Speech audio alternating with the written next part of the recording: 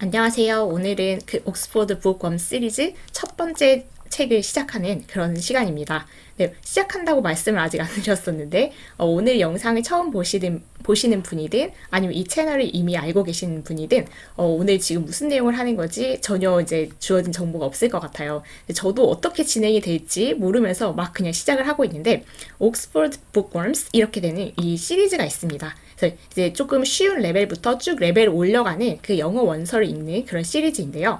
그래서 왜 이런 것을 하기 시작했나라고 말씀을 드리면, 영어 원서를 읽고 싶다라는 생각은 항상 합니다. 저는 이제 영어를 가르치는 일을 하고 있고, 영어 공부하는 게 취미이고, 이런 상태인데도 영어 원서를 꾸준히 읽는다는 게 쉽지가 않아요.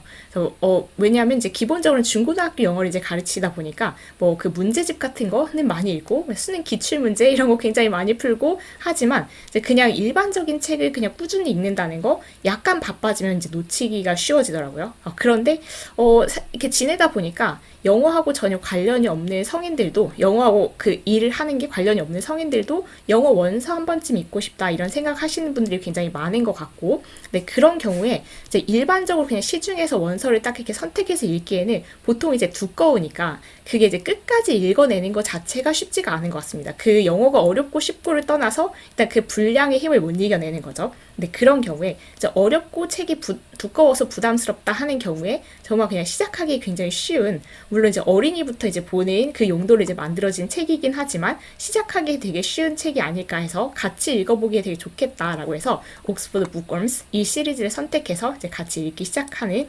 그런 생각을 한번 해봤습니다. 그래서 이걸로 이제 시작을 한다면 다독 그리고 정독 이런 게 가능해지지 않을까. 그래서 그렇게 이제 한 권 한 권 쌓아가는 그 맛을 위해서 한번 시작을 해봅니다. 저도 이렇게 이제 기록을 남기자라고 생각을 해야 조금 더 의무감을 가지고 좀 더 읽지 않을까라는 생각이 들어서 해보기로 했고요. 이거에 대해서 이제 잠깐 소개해드리자면 옥스포드 북웜스 이 시리즈는 굉장히 이제 전 세계적으로 유명한 시리즈예요. 그래서 많이 알고 계실 거고요 이미. 네, 스타터에서 시작해서 레벨 뭐 1, 2, 3, 4에서 6까지 해서 7단계의 레벨로 구성이 되어 있습니다. 그래서 저는 이제 1단계에서 시작을 하려고 해요. 스타터에서부터 시작할까 했는데 뭔가 그냥 1단계에서 시작하자 해서 1단계에서 시작을 할 거고, 거기 나와 있는 그냥 그 순서대로 한 권 한 권 읽어갈 건데요.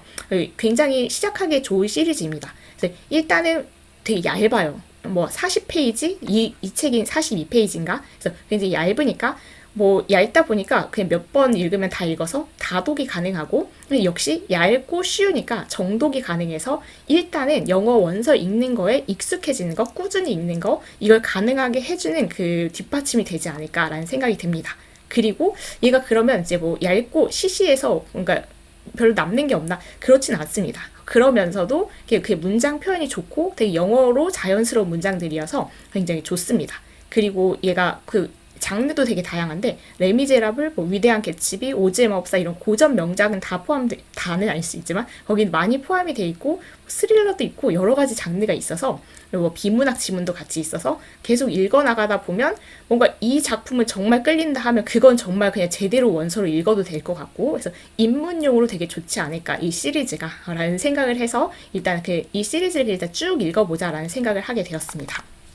그렇다면 오늘 그럼 이제 이 책이 첫 번째 책이에요. 그래서 이게 알파벳 순서대로 되어 있는 것 같은데 이제 저는 레벨 1부터 레벨 6까지 쭉 읽어갈 생각인데, 레벨 1의 책을 이제 쭉 읽어갈 건데 레벨 1 책이 이제 알파벳 순서대로 이렇게 쭉 나와 있는데 그중에 아마 숫자여서 얘가 이제 제일 처음 그 책인 것 같아요. 그래서 47 Ronin, A Samurai Story from Japan, 이 책이 이제 첫 번째 책인데 이 책은 어떤 책인지에 대해서 짧게 소개를 할 겸, 그리고 그 다음이 영어 레벨 안내, 이제 이걸 조금 하고 싶습니다. 그래서 여기 이 책이 그럼 영어 레벨이 어느 정도인가? 근데 나는 아예 그냥 영어를 지금까지 학교 다닐 때 하고 안 했어서 너무 이제 영어가 어려울 면 이제 시작을 못할 것 같은데 이게 그 정도여도 할 수 있나, 이제 그런 걸 조금 가늠해 보실 수 있게 여러 가지로 이제 영어 레벨, 이 책의 레벨을 안내해 드릴 거고요.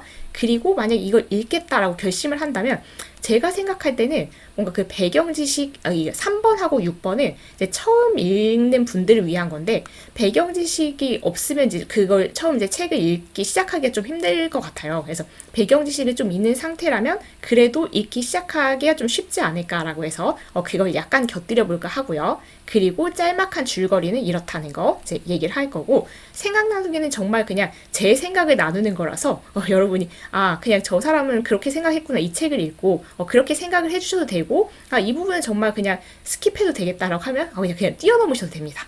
정말 들으셔도 되고 안 들으셔도 돼요. 그냥 이건 저의 생각을 그냥 말씀드리는 거고, 거기에 덧붙여서 여러분의 생각을 같이 나눠주시면 더할 나위 없이 감사하겠습니다. 그래서 그런 부분을 한 다음에 이야기 맛보기라는 부분은 이 책의 그 2페이지를 같이 읽어보려고 해요. 근데 이 부분에 대해서는 그렇게 생각하는데, 이제 이 책이 총 42페이지인데 항상 그 책의 첫 페이지, 2페이지 정도를 잘 읽으면 이제 그 뒤는 알아서 읽히는 것 같아요. 근데 저도 항상 첫 페이지가 가장 힘든 것 같아요, 책에서. 왜냐면 뭔가 전반적으로 이제 어떤 얘기를 하는 건지를 파악해야 돼서 굉장히 집중해서 읽어야 되고, 집중해서 읽는다고 해도 이게 도대체 어느 나라예요, 무슨 얘기인가 이런 거 파악하기 쉽지가 않고, 무슨 얘기인지도 잘 모를 때도 많고, 그래서 거기를 참아내는 게 굉장히 힘든 것 같아서 일단 그 처음에 그 2페이지를 같이 읽으면 그 뒷부분은 그나마 수월하게 읽을 수 있지 않을까, 혼자라도. 그런 생각을 하는 겸, 그리고 물론 다 읽을 수도 없습니다, 저작권의 문제 때문에. 그래서 이게 저작권 때문에 이제 고민되는 부분이 굉장히 많았었는데, 이 책을 같이 하고 싶은데 저작권이 허락하지 않는다, 이런 거. 그래서 옥스포드 출판사에 메일을 보내봤어요. 근데 옥스포드 출판사는 아무 답이 없고, 그런데 이제 그 한국에서 그 옥스포드 출판사 이게 관리하는 그 지부라고 해야 되나 있더라고요. 근데 그쪽에 이제 메일을 보내봤더니 역시 우리나라는 대답이 엄청 빨라서 며칠 안에 며칠 안에도 아니고 그날 당장 메일이 왔습니다. 답장이 왔는데 그 옥스포드 그 본사에서, 그러니까 그 영국에 있겠죠. 근데 거기에서도 이거 관련해서 이제 뭔가 법안을 만들고 있나 봐요. 근데 그 진행 중이지만 한 페이지, 2페이지 읽는 것은 괜찮은 범위다라고 이제 전화로 연락을 받아서, 그래서 이 한두 페이지는 우리가 같이 읽을 수 있겠다. 그래서 제가 생각하기에도 2페이지 정도 같이 읽고 나면 여러분이 혼자 읽기에 조금 부드러우실 것 같고, 그리고 이제 저도 저작권에 뭔가 어긋나지 않고 해서 이 2페이지 정도를 같이 읽어보면 좋겠다라고 생각해서 읽어보도록 하겠습니다. 그래서 이렇게 이제 말씀을 드릴 건데, 아까처럼 책 소개, 영어 레벨 안내, 배경 지식, 뭐 줄거리는 이거는 그냥 내가 궁금해하면서 읽을 거야 라고 한다면 4번을 안 들으셔도 되고, 역시 저의 생각을 말하는 5번을 안 들으셔도 되고 6번까지 이제 해서 보시면 되겠습니다.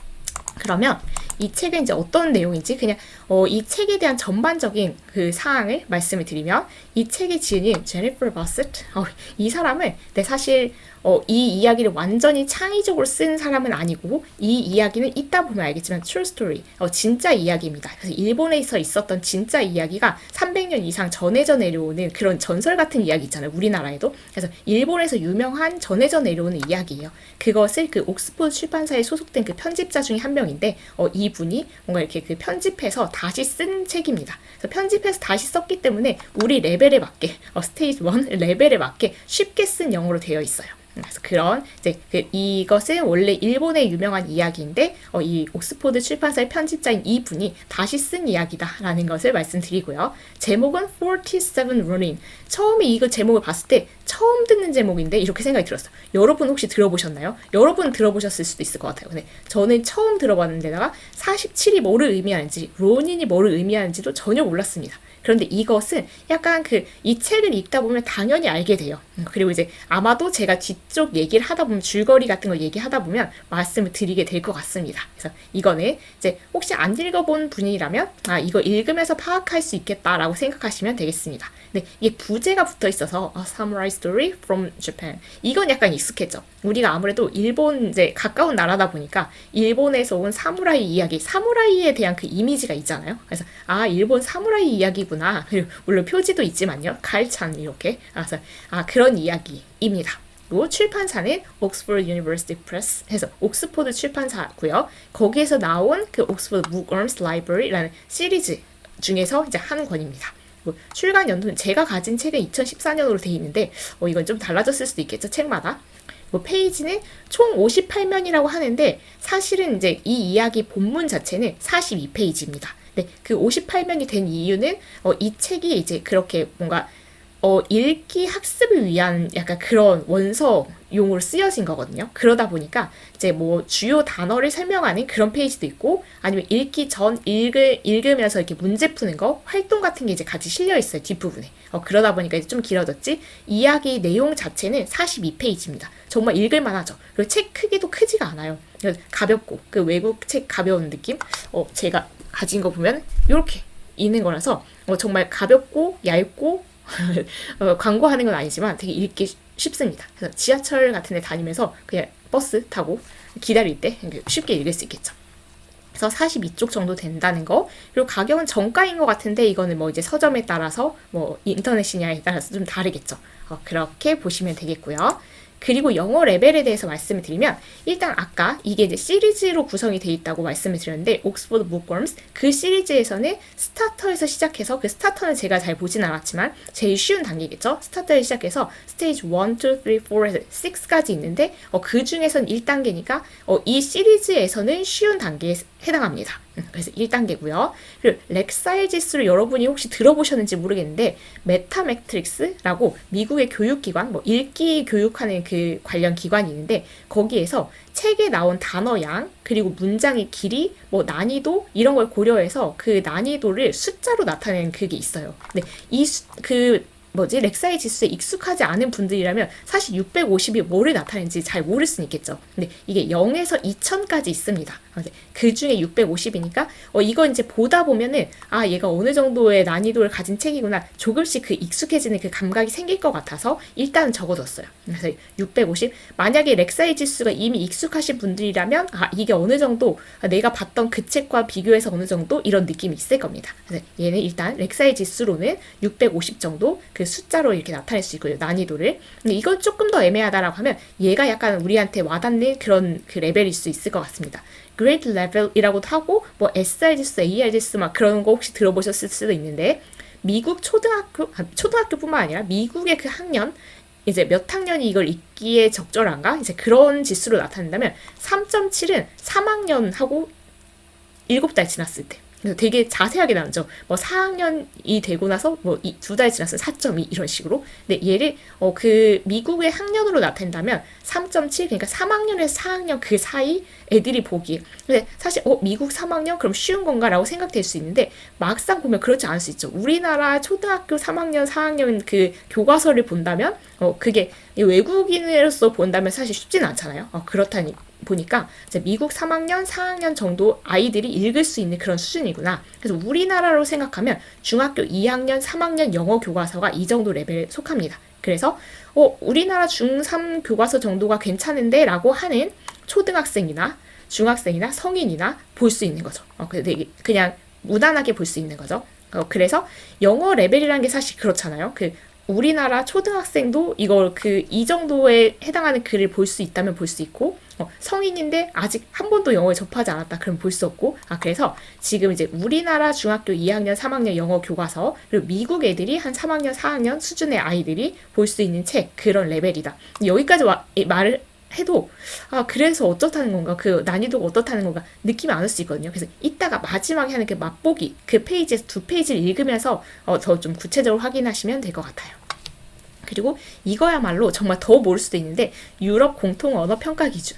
저도 이제 뭐 여러 군데에서 막 테스트를 보다 보니까 이제 최근에 이런 것을 이 테스트를 본 적이 있었거든요. 근데 A1, A2 이게 초급, 그리고 B1, B2 중급, C1, C2 상급 해서 이게 유럽 공통 언어라고 해서 이건 영어뿐만 아니라 뭐 그냥 다른 언어 있잖아요. 불어도 있고 독일어도 있고. 근데 그걸 다 그냥 레벨을 정해서 A 쪽은 초급, B 쪽은 중급, C 쪽은 고급, 뭐 이렇게 상급 이렇게 나누는데 A 쪽이니까 그냥 그 언어 전반적으로 봤을 때 그래 초급에 해당하는 그렇게 어려운 수준은 아닌 그런 레벨이구나 이렇게 보시면 됩니다.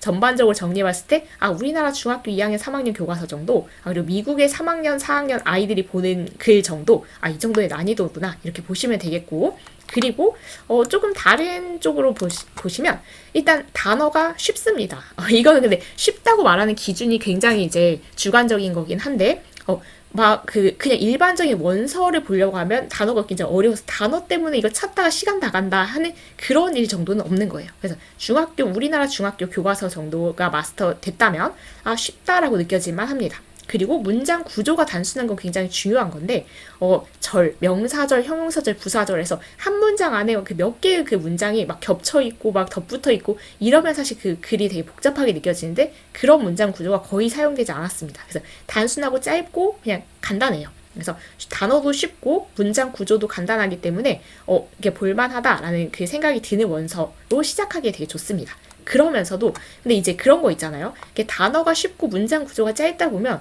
그 내용이 너무 시시해지잖아요. 그래서 그게 문제인데 그래서 어린이 책으로 영어 공부를 하고 싶다 그 수준도 어린이 책을 봐야 될 것 같은데 그러다 보면 내용이 너무 얻는 게 없고 그냥 맨날 햇님 단일님 얘기하고 있으면 이제 성인으로서는 좀 힘들잖아요. 근데 그러면서도 이렇게 쉬운 단어하고 문장 구조가 단순하면서도 스토리 있고 뭔가 자연스럽고 좋은 영어를 담고 있고 그래도 나름 고전 문학 같은 것도 설명하고 있다. 그게 굉장히 큰 장점 중에 하나입니다. 그래서 이 두 개를 다 갖추기가 쉽지 않은데 그걸 다 갖추고 있다는 거.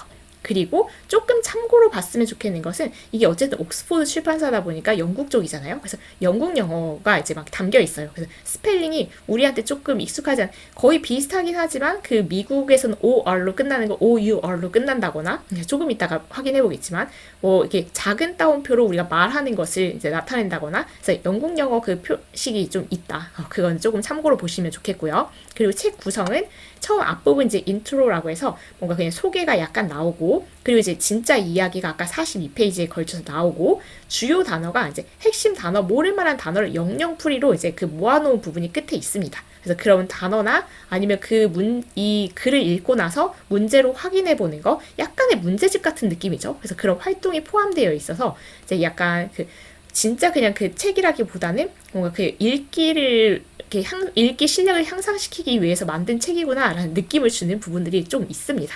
도움이 될 수도 있겠죠. 그래서 이런 식으로 구성이 돼 있다는 걸 말씀드리면서 영어 레벨을 이렇게 말씀드리고 보니까 그러면 우리 아이가 지금 초등학교 1, 2학년인데 중학교 2, 3학년 정도의 영어 레벨을 갖추고 있을 수 있잖아요. 그래서 이 책을 읽어도 되나? 정서면에서 약간의 참고를 하셨으면 좋겠는 게 이게 막 그 사무라이 이야기 여러분 아시나요? 그 할복자살 이런 거 있고 그래서 그런 내용이 담겨 있습니다. 그래서 너무 어린 아이들이어가지고 그런 건 좀 안 읽었으면 좋겠다라는 생각이 든다면 정서적인 측면에서는 조금 생각해봐야 된다. 이런 말씀을 드리고 이제 정말 레벨에 대한 이야기도 마쳐봅니다. 그리고 배경 지식 이야기. 여러분 근데 제가 제 그림 수준이 3살에 머물러 있어요.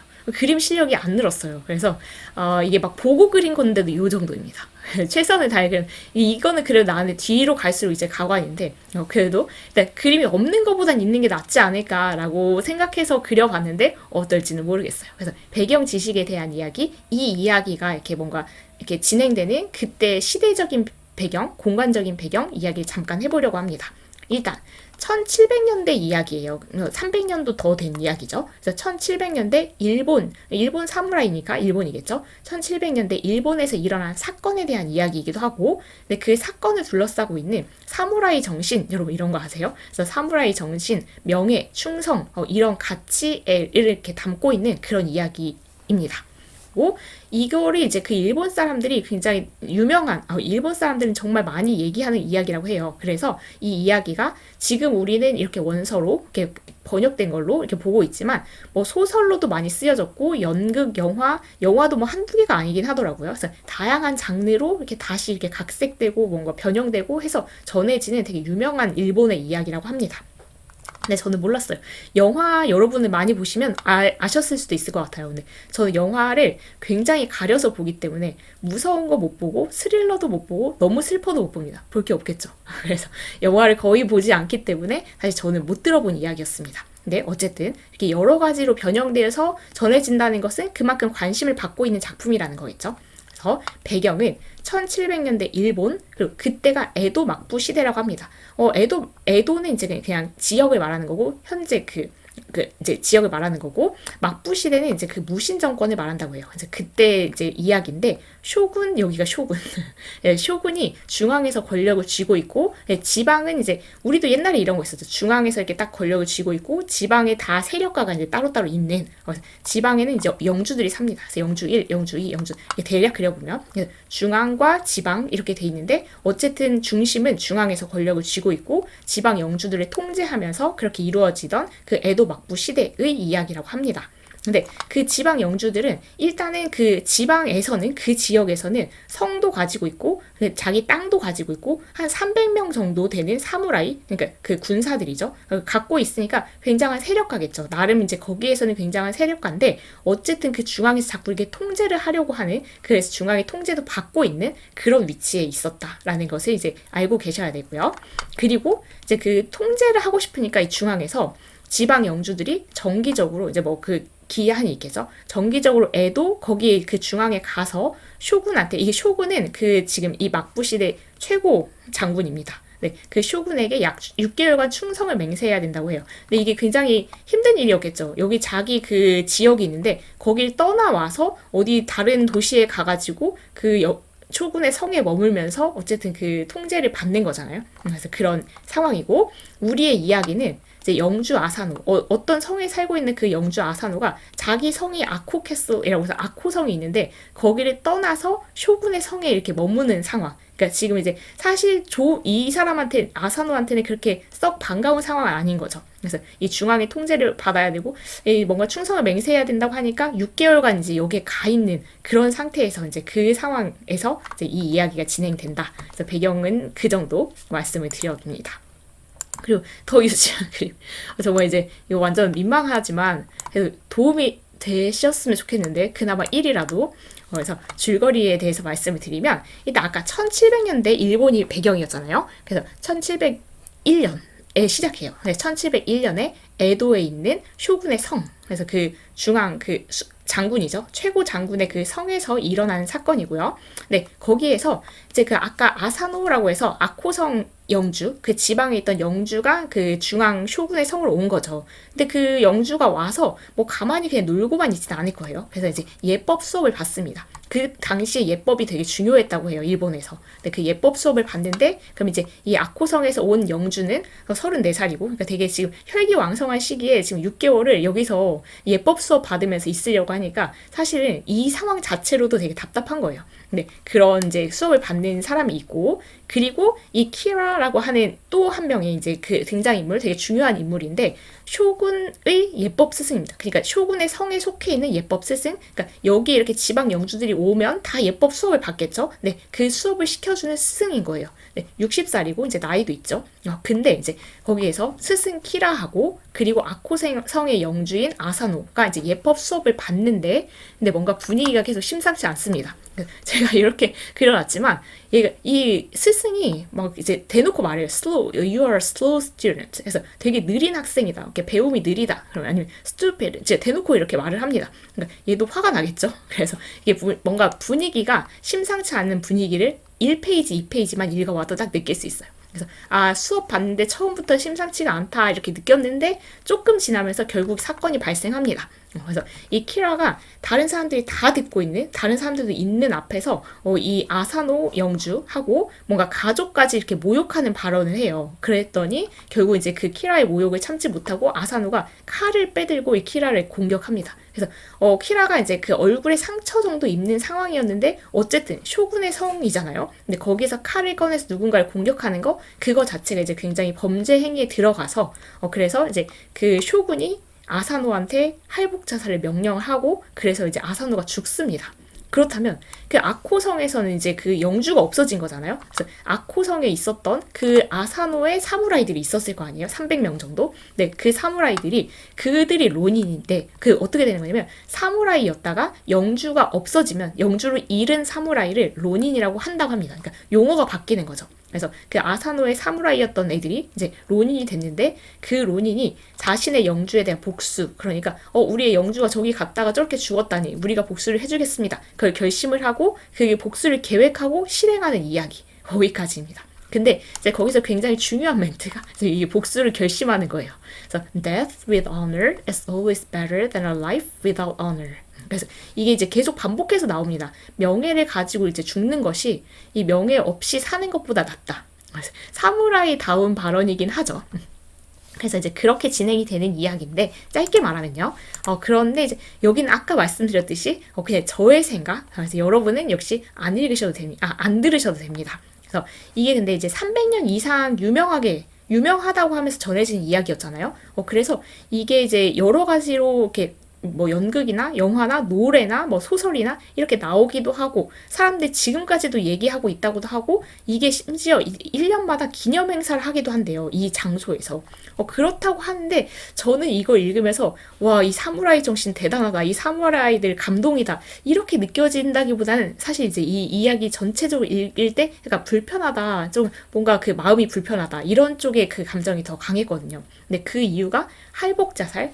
그것만은 아니었지만 일단 할복자살을 예를 들면 할복자살은 자살인데 그 자살을 명령을 받는다는 거 그거 자체가 굉장히 모순되는 것 같고 쇼군이 명령을 하거든요. 너 할복자살 하여라 아사노한테. 그래서 그 이제 할복자살을 하고 이제 거기에서 또 그 남아있는 사무라이들은 명예, 충성 이런 걸 지킨다고 복수를 하고 또 그들도 다 죽습니다. 그래서 그런 거에 대해서 이게 뭔가 사무라이 정신이라고 하는 거 근데 거기에 핵심인 거 명예, 충성, 희생 이런 거는 이제 좋은 가치잖아요. 얘네들만 떼놓고 보면 그렇긴 한데 그 로닌이 한 거 그 선택 이해가 이제 정말 정당한가 이런 거가 좀 의문이 들었습니다. 왜냐하면 일단 그 할복자살에 대해서 이렇게 구체적으로 얘기하기가 되게 힘들지만 되게 사실 우리가 생존 본능인데 인간이 그리고 가족을 놓고 이제 그 복수하고 자기도 죽을 걸 알면서 그 복수를 하는 거거든요. 근데 이런 가족을 원래는 사람들이 그 가족의 행복을 위해서 되게 많은 걸 희생하면서 하잖아요. 근데 이걸 다 포기하고 그렇게 뭔가 이 복수하겠다고 이 사무라이들이 그냥 그렇게 내가 이게 복수를 하고 나는 그냥 명예롭게 죽겠다 이렇게 생각하는 그 선택 자체가 이게 그 시대의 일본이 아니었으면 이게 정말 지금 받아들여질 수 있는 건가? 그렇다면 뭔가 그 우리가 선택을 할 때 그 시대의 영향을 받고 그냥 아니면 그 주변의 영향을 받고 이렇게 선택하는 경우가 우리도 실상 되게 많지 않을까? 이런 생각이 막 생각이 들었습니다. 그래서 이제 이게 제가 생각하기에는 그 뭔가 명예 충성, 희생 이런 거 중요하긴 한데 지금 아사노가 사실 뭔가 엄청난 대의를 위해서 뭔가 그렇게 희생된 것도 아니고 그 자체도 지금 이제 뭔가 이상한 사건에 키라 스승하고 이렇게 뭔가 그 감정이 안 좋아서 그냥 순간적으로 그 인내심을 잃고 이제 벌어진 사건에 이제 그 아사노가 또 이제 할복 자살을 명령을 받고 이제 죽은 건데 거기에 대해서 이렇게 47명, 사실은 지금 이제 47명으로 줄어들었지만 원래는 한 300명 정도 되는 그 사무라이가 다 같이 이렇게 책임을 지고 그 영주에 대한 복수를 하겠다고 그냥 다 자신들의 목숨을 이렇게 희생하는 게 정말 맞는 건가? 이런 생각이 되게 많이 들었습니다. 그래서 신념을 가지고 있는 거, 뭔가 어떤 사람에 대해서 아니면 어떤 그 가치에 대해서 자기가 신념을 갖고 거기에 헌신하면서 사는 거는 일단 좋은 것 같아요. 그건 되게 존중할 만한 일이긴 한데 그 신념이 정말 그럴 만한 신념인가? 그거는 이렇게 중간중간 그래도 점검을 해야 되지 않을까라는 생각을 이 이야기를 통해서 약간 그 곁에서 벗어나서 이렇게 보는 사람 입장에서 그런 생각이 들었습니다. 그래서 우리가 사실 어떤 시대에 속해서 어떤 공간에 이렇게 속해서 살아갈 수밖에 없잖아요. 그래서 그때 오는 한계가 분명히 지금 우리가 보기에는 이 론인들이 너무 과한데 너무 안타까운 선택을 했는데 이렇게 생각이 될 수 있듯이 뭔가 그치만 이 시대는 안 그랬을 테니까 그 내가 속해 있는 지금 이 시대 그리고 내가 속해 있는 공간 이 한계가 있지는 않을까 잠깐 돌아서 점검을 해볼 필요가 있지 않을까. 그리고 근데 뭐 시대 공간이 아니더라도 내가 한 경험이 너무 작아서 아니면 나의 그 사고의 한계가 너무 이렇게 좁아서 그래서 이렇게 선택을 잘못하는 경우도 있지 않을까. 신념 자체가 그러니까 방향 설정이 잘못되어 있지는 않을까. 이런 걸 가끔씩은 인식해줘야 되겠다라는 생각. 그러다 보면 그럼 어떻게 해서 이걸 깰 수 있을까. 생각은 사실 이제 많죠. 생각이 많아서 근데 이런 한계를 인식하려면 좀 크게 봐야 되겠다. 시간적으로는 전체 역사를 알면은 이런 사건이 반복되고 여기서는 이런 일이 있었구나. 전체 역사를 알면 그래도 저의 그 개인적인 아니면 시대의 공간의 사고의 한계를 약간은 이제 넓혀줄 수 있을 것 같고 다른 세상을 알면 좀 낫겠죠. 우리나라 여기서만 보지 않고 다른 나라는 어떤지 그래서 조금 이렇게 전반적으로 알고 싶다. 그래서 이렇게 책을 읽고 싶은 것 같아요. 그리고 뭔가 사람들하고 좀 이야기도 많이 하고 이래야 되겠다라고 뭔가 생각이 많아지는 그런 글이었습니다. 그래서 사실 여기서 핵심으로 전해주고 싶었던 내용이 이게 아닐 수도 있는데 저는 조금 곁다리에서 그런 생각들을 한 것 같아요. 이게 좀 충격적인 이야기다 보니까. 그래서 역시 여기는 안 들으셔도 됐었던 저의 생각이고 여러분들의 생각 아니에요. 그게 아닙니다. 여기서는 그런 가치가 충분히 있었습니다. 이렇다면 충분히 환영합니다. 댓글 남겨주세요. 그리고 우리는 이제 책을 두 페이지를 미리 뭐 같이 보려고 해요. 근데 여기 이거는 그 책 구성 자체를 전체를 실어 놓은 건데 첫 페이지가 이렇습니다. 그래서 사무라이 이렇게 돼 있는데 여기 부분은 그래서 진짜 이 이야기는 아니에요. 그러니까 이 앞부분에 도입할 때 그러니까 사무라이에 대한 설명을 잠깐 해주는 페이지가 있더라고요. 근데 아마도 생각해 보면 이게 옥스포드 출판사에서 이제 전 세계가 있겠다라고 생각했다면 이게 이제 우리는 그래도 사무라이가 일본 옆에 있고 이제 좀 일본 역사에 대해서 많이 배우니까 이제 들어봤지만 아무래도 서양권은 조금 더 낯설겠죠. 그래서 사무라이가 뭔지에 대해서 말을 해주고 그 다음에 진짜 본격적으로 이 이야기를 시작하는 것 같습니다. 그래서 여기가 1페이지니까 우리도 그냥 그 1페이지를 같이 읽어볼까 봐요. 그래서 여기 1페이지와 2페이지를 한번 같이 읽어보도록 하겠습니다. 1페이지는 처음 시작이 이제 사무라이 이렇게 이제 제목이고요. 그리고 그림이 사무라이 그림이 사진인가 봐요. 진짜로 실려 있고 그 다음에 이제 여기 내용이 여기 이제 이게 책 진짜 구성인데 잘 안 보이실까봐 그냥 옮겨 놓은 거예요. 그래서 여기를 보고 이제 같이 읽어볼게요. In the old days in Japan, the samurai were warriors, fighting men. 이게 첫 번째 문장입니다.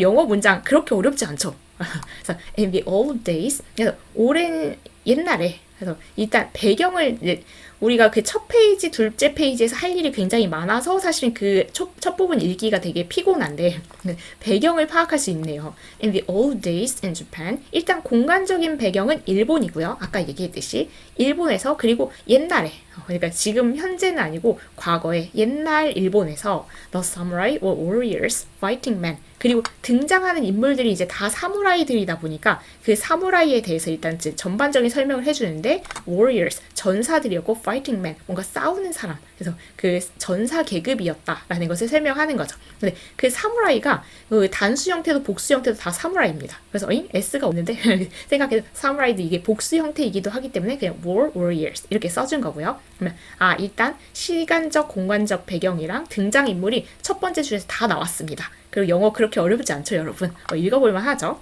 They served the daimyo, one of the great Japanese lords. 잠깐만요. They 일단 그리고 이제 그 영어 책을 읽을 때 또 조심해야 되는 거 하나는 뭔가 그 대명사가 나온다면 그 대명사가 어떤 명사를 대신하는 거지. 원래 대명사가 명사를 대신하는 말이잖아요. 그래서 어떤 명사를 대신하는지를 파악하고 지나가는 그 습관을 들이면 좋습니다.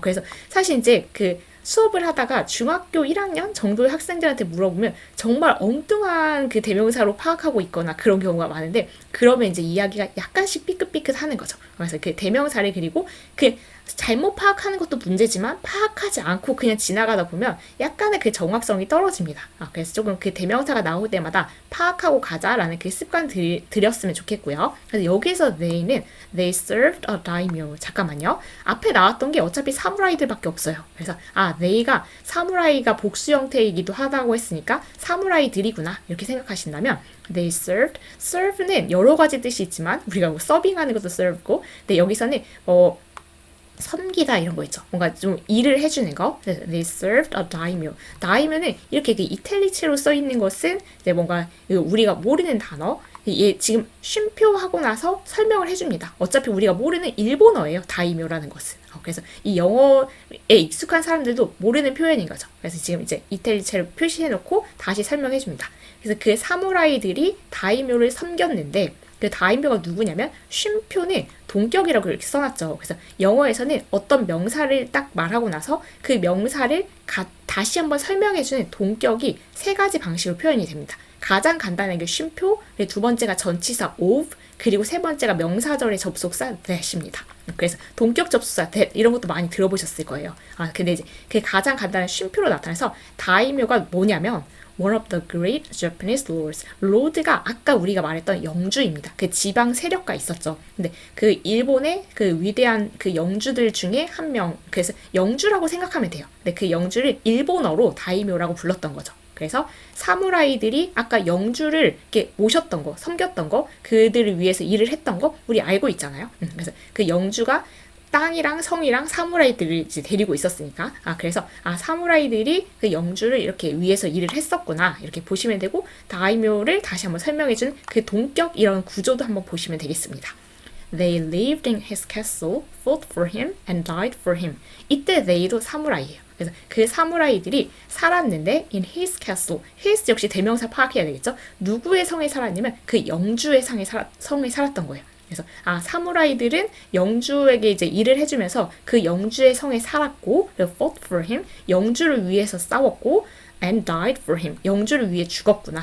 그래서 영주를 위해 삶과 목숨을 다 바쳤던 그런 사람들이 사무라이였구나. 그래서 그 등장인물 사무라이에 대해서 이제 설명하는 글이니까 사무라이들이 어디에 살았고 뭐 하면 살았고 막 그런 얘기를 하고 있는 글이에요.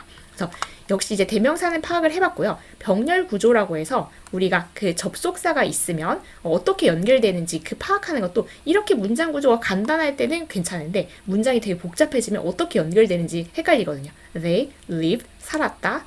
fought, 두 번째 동사, 싸웠다. and died, 죽었다. 이렇게 해서 하나, 둘, 셋 이렇게 서로 이렇게 병렬로 연결된다. 그래서 병렬 구조 만약에 그 고등학생이라면 고등학생 이걸 보고 있지는 않겠지만 시험 문제도 많이 나오죠. 그래서 그렇게 보시면 되겠고요. They fought with long swords and short swords, spears and bows and arrows. 그리고 사무라이들이 한 일이 이게 아까 warriors, fighting men이었잖아요. 그래서 그 전사 계급이고 싸우는 사람들이었는데 옛날 일본이니까 뭐 총이 있진 않았을 거예요. 그래서 they fought, fight의 과거형이죠. 그 사무라이들이 싸웠는데 뭐를 가지고 싸웠냐면 긴 칼, 짧은 칼, 창, 뭐 활과 화살, 뭐 이런 걸 가지고 싸웠대요. 그래서 무기에 대해서 잠깐 얘기를 한 다음에 마지막 줄이 They were brave, fierce men, famous for their loyalty to their lord.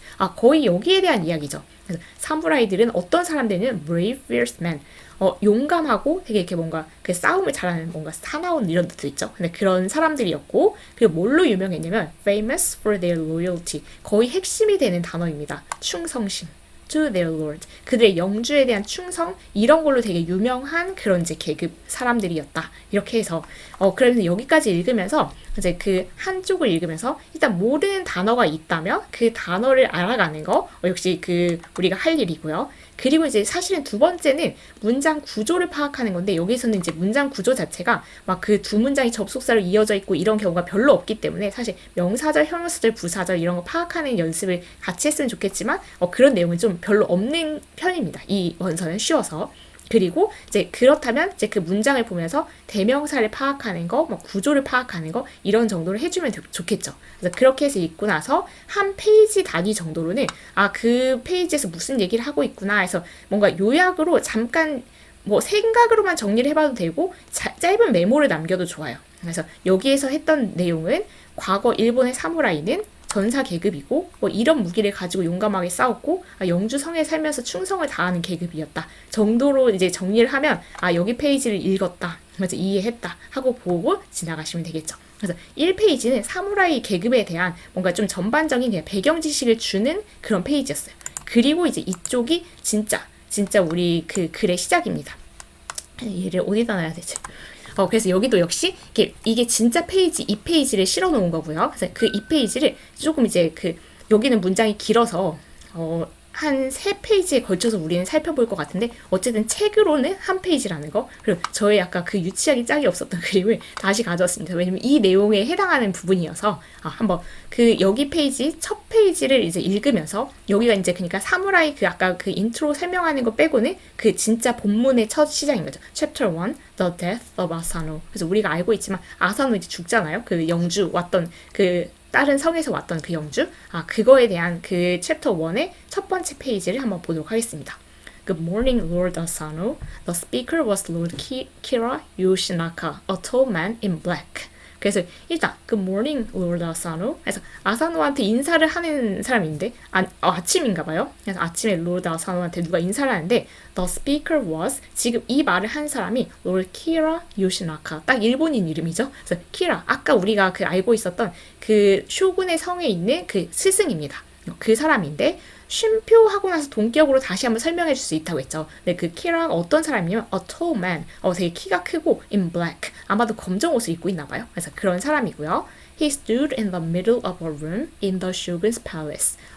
이 키라가 이제 여기서 아직 키라밖에 안 나왔으니까 키라겠죠. 키라가 stood, 서 있었는데 in the middle of a room, 방 한가운데 서 있었대요. in the shogun's palace. 다시 한번 배경이 좀 더 정확하게 나오네요. 그 중앙에 쇼군의 성, 그 쇼군의 성에 있는 한 방의 중앙에 이 키라가 딱 서 있었던 거죠. He watched Lord Asano and waited. 그래서 이제 키라, 그 스승이 로드 아사노 그 영주를 바라보고 기다렸어요. 여러분 문장 짧고 쉽고 괜찮죠? 읽어볼 법한 원서죠.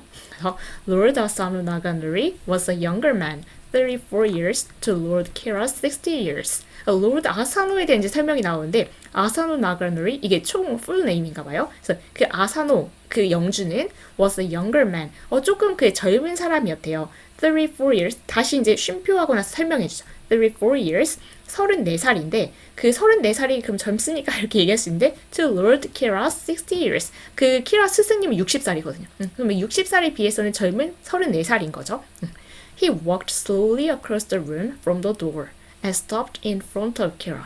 그래서 이 he는 이제 아사노일 거예요. 그 아사노가 walked slowly 되게 천천히 걸었어요. across the room 그 방을 가로질러서 이제 천천히 걸은 거죠. from the door 문으로부터. 그래서 문에서 아마 이제 그 아사노가 들어와서 방을 쭉 이제 가로질러서 걸어와서 and stopped 그리고 멈췄어요. in front of Kira. 선생님이 아까 그 스승님이 방 중간에 서 있었잖아요. 문 열고 들어와가지고 이제 쭉 거기까지 천천히 걸어와 선생님 앞에 딱 멈춘 거죠. Lord Kira, he said coldly. 여기서부터 이제 느껴지기 시작합니다. 그래서 단어 하나하나가 이 원서가 짧고 그 뭔가 그렇게 길지 않은 이야기잖아요. 그러다 보니까 단어 하나하나가 주는 정보가 굉장히 큰데 he said coldly 이렇게 말했대요. 차갑게 말했대요. 그래서 분위기가 이제 느껴지기 시작합니다. 그래서 Lord Kira, he said coldly 뭔가 이게 차가운 말투로 키라 이제 스승님이라고 하겠죠. Good morning 인사를 하긴 하는데 차갑게. And then he bowed, just a little bow of the head. 그리고 나서 bow 뭔가 이렇게 고개 숙여 인사하는 거겠죠. 그런데 여기도 그 굿모닝이라고 인사를 하긴 하는데 차갑게 말하고 여기도 이게 뭔가 고개 숙여 인사를 하긴 하는데 just a small bow 그래서 되게 작게 그러니까 끄덕이는 것도 그냥 뭔가 형식상 끄덕이는 거죠. 그래서 되게 조그맣게 이렇게 고개를 끄덕이면서 인사를 했어요. Lord Kira bowed too. An even smaller bow. 근데 그 키라 스승님도 이제 인사를 역시 했는데 even smaller 우리 비교급 smaller 더 작은 인사를 했는데 even 혹시 기억나시나요? 비교급을 강조하는 거. 훨씬 더 작은 그러니까 그 아사노 자체도 그냥 끄덕 보일 만큼 인사를 했는데 키라 스승님은 진짜 거의 보이지도 않은 만큼 더 훨씬 더 작은 그 인사를 딱 하는 거죠. 그래서 분위기가 벌써 좋지가 않아요. 차갑게 말하고 인사도 진짜 한 듯 만 듯 하고 He smiled, but his eyes were cold. 역시 뭔가 미소를 짓긴 하는데 눈은 차가워요. 그래서 그 느낌, 분위기가 심상치 않구나라는 것을 느낄 수가 있죠. 그래서 여기까지가 지금 우리 여기 eyes were cold 여기까지 지금 읽은 거예요. 맞아. 이 뒷부분도 읽어볼게요. Are you, 이렇게 이상한 그림이지만 이게 둘이 맞서고 있다는 거. Are you ready for your next lesson, Lord Asano? He said. Lord Asano? 이렇게 물어보는 he는 키라겠죠. 그래서 키라 지금 스승님이 이렇게 말하는 거예요. Are you ready? 준비됐어? For your next lesson. 다음 수업 준비됐어? 이렇게 물어보는 거니까 수업을 하나 보다. 레슨 받나 보다. Lord Asano? 이렇게 물어봤고요. You have much to learn about palace ceremony, and you are a very slow student. Shall we begin? 여기 이제 할 말 다 하는 스승인데 You have much to learn. 배울 게 더 많다. About palace ceremony. 굉장히 핵심이 되는 단어 중에 하나인데 여기가 지금 쇼군의 성이잖아요. 근데 쇼군의 성에서 ceremony 뭔가 예법 이런 게 많이 있는 거예요. 근데 그 궁전에는 그런 거 많이 있을 것도 같아요. 성에는 이렇게 해야 된다, 저렇게 해야 된다. 그런 예법 원래 그냥 동서양 막론하고 성에는 그런 예법 당연히 있잖아요. 그 귀족층에는. 그래서 그 예법에 대해서 배울 게 더 많다. 그러겠죠. 지금 젊은 영주니까. 그래서 많고 그런데 and you are a very slow student. 그러니까요. 이게 스승님이 사실 이렇게 대놓고 할 말은 아니잖아요. 너 진짜 정말 늦게 배우는 학생 very slow student라고 해서 여기 그 아까 행동에도 그랬지만 지금 말에도 뭔가가 담겨 있습니다. 지금 부정적인 느낌이 한가득이에요. Very slow student. 너 진짜 늦게 배우는 학생이야. 누가 들어도 기분 안 좋은 멘트죠. Shall we begin? 시작할까? Lord Asano bowed again, but did not speak. 역시 뭔가 그 인사 이렇게 끄덕였으니까 수업 시작하자는 그 동의는 하는데 but did not speak. 별로 감정은 안 좋은 거예요. His mouth was a thin, hard line. 그래서 입이 his mouth was a thin, 되게 얇고 hard면 뭔가 감정을 전달하는 건데 감정 중에서 unkind, 뭔가 이렇게 친절하지 않은 감정을 전달할 때 hard라는 표현을 씁니다. 그래서 그 입술선이 뭔가 얇고 아니면 뭔가 친절함을 담고 있지 않은 그런 라인인 거 느낌 오죠. 지금 감정이 안 좋아서 입을 딱 다물고 뭔가 이렇게 표정이 안 좋은 그런 상태인 거예요. 이런 상태. 그림이 너무 어색하지만 Every day, Kira called him slow or stupid or difficult, and he did not like it. 그러니까 사실은 이제 그 키라 스승이 오늘따라 기분이 안 좋았거나 아니면 오늘 그 전날 얘가 잘못했거나 그래서 오늘만 이런가라고 생각할 수도 있는데 아니. Every day, 매일매일 Kira called him 그 스승이 아사노를 이렇게 부르는 거예요. Slow, 너 너무 느려. Or stupid, 너 바보 같다. Or difficult, 너 진짜 가르치기 어렵다. 이런 얘기를 맨날 이렇게 하는 거고 and he did not like it. 당연히 안 좋아하겠죠. 그래서 둘이 계속 감정 안 좋구나 이런 느낌. 여기 페이지까지 보면 이제 우리가 볼 수 있는 이 페이지의 마지막 구인데 In the Shogun's palace at Edo in the year 1701, ceremony was very important.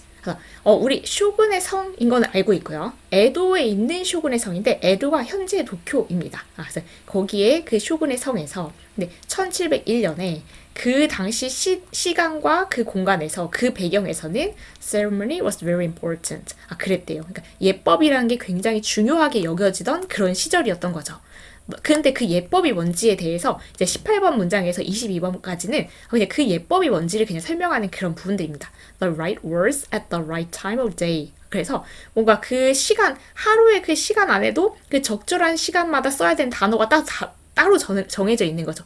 정말 힘들었겠죠. 그래서 이 시간에는 이런 단어를 써야 되고 이 시간에는 이런 단어를 써야 되고 그런 게 다 정해져 있었고 The right bow, small or deep for different people. 그리고 뭔가 이렇게 인사를 하는 것도 얼마나 이렇게 그냥 까딱하는지 아니면 깊이 인사를 해야 되는지 다른 사람들한테는 다 그 인사 각도까지 정해져 있던 거예요. 그리고 the right clothes at different hours of the day. 그리고 그 하루의 어떤 다른 시간대마다 역시 옷도 갈아요. 저는 정말 물론 저는 그럴 일도 없었겠지만 성에는 못 살 것 같아요. 뭔가 짜여져 있는 거 힘들어해서 그 시간대는 이 옷을 입어야 되고 옷을 입어야 되고 그런 것도 다 예법이 정해져 있는 거예요. The right presents for the right people. 그리고 그 적절한 사람한테 적절한 선물. 이 정도 사람이면 이 선물을 보내야 되고 그런 것도 다 정해져 있었고. This was the way of life in the shogun's palace, and Lord Kira was the teacher of ceremony. 그래서 이런 방식이 쇼군 성에서의 그 삶의 방식이었고, 그리고 이 키라라는 사람이 그 이제 예법의 선생님이었던 거죠. 여기까지 보면서 약간 그 모순 아이러니가 느껴지는 게 예법 수업이고 예법 선생님인데 slow, stupid 좀 너무 이상하지 않아요? 그러니까 예법이 형식적인 예법이 이렇게 갖춰져 있는데 그 안에서 서로에 대해서 존중하는 진짜 예의는 어디로 상실된 그래서 좀 뭔가 이게 안 맞는 것 같은데 이런 느낌이 들었습니다. 여기 페이지를 그럼 요약을 해보자면 1701년에 일본 에도, 지금의 도쿄에 있는 그 쇼군의 성, 그러니까 중앙에 이제 그 장군의 그 성인 거죠. 거기에서 예법이 제일 중요했었는데, 근데 그 예법을 가르쳐주는 스승인 키라, 그리고 거기에서 배우고 있는 제자 아사노, 영주죠. 다른 성에 있는 영주. 그 영주의 예법 수업이 시작되고 있는데, 분위기가 좋지 않구나. 그래서 뭔가 좀 심상치 않다. 여기까지가 그 2페이지의 내용입니다. 그래서 지금 이제 우리가 맛보기로 1페이지, 2페이지를 읽어봤는데 난이도가 이 정도구나, 읽어볼만 하다라는 생각이 드셨으면 좋겠고 제가 이 영상을 마치면서 제일 그 바라는 바는 이거 좀 읽어볼 만한 난이도였고 좀 여기까지 읽어보니까 그래도 궁금하다, 뒷부분을 더 읽어보고 싶다라는 생각이 든다면 정말 더 바랄 것이 없는 그런 행복한 그런 영상 마무리가 되겠습니다. 그래서 여기까지 좀 긴 내용이 됐을 것 같은데 책을 소개한다 치고 너무 긴 내용이 됐을 것 같은데 같이 이렇게 봐주셔서 감사하고 뭐 여러 가지 그냥 의견을 자유롭게 남겨주시면 더 감사하겠습니다. 그래서 이렇게 첫 번째 권을 소개해드렸고 다음 시간에 이제 언제가 될지 모르겠지만 저도 이제 두 번째 책을 가지고 이제 이 시리즈의 두 번째 책을 가지고 오도록 하겠습니다. 여기까지 함께 해주셔서 감사합니다. 수고 많으셨습니다.